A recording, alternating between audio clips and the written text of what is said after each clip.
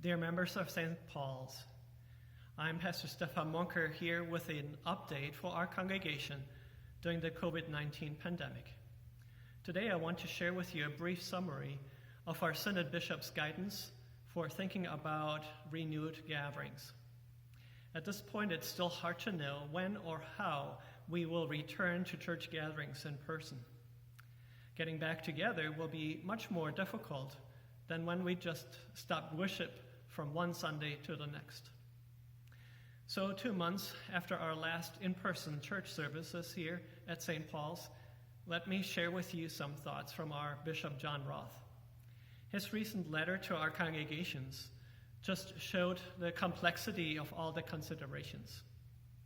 What I summarized to our church council at our last meeting was that Bishop Roth reminds us, first of all, of the seriousness of dangers to life through the spread and infection of this particular virus.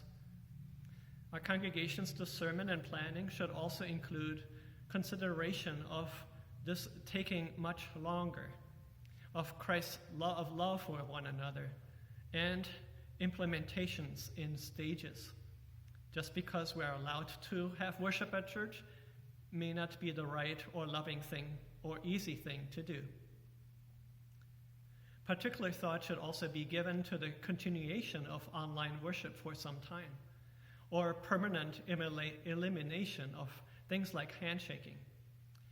Thought also needs to be given to refraining from singing, alternatives for giving offerings, and the delay of communion, whether at church or otherwise, at least until we have a vaccine.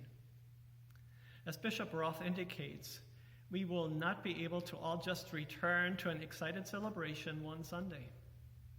Renewing our gatherings will more likely be phased in, and it will require careful planning, extensive communication, and some significant precautions with changes.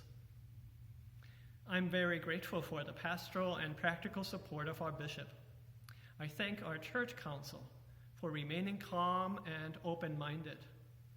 And I thank God for your continued faith, hope, and love throughout all of this challenging situation.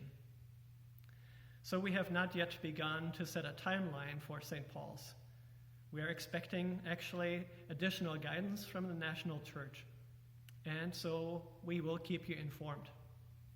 Please pray with me that God's Spirit will guide us in decisions and changes that we are asked to make to save lives and to get through this together. Christ's peace be with us.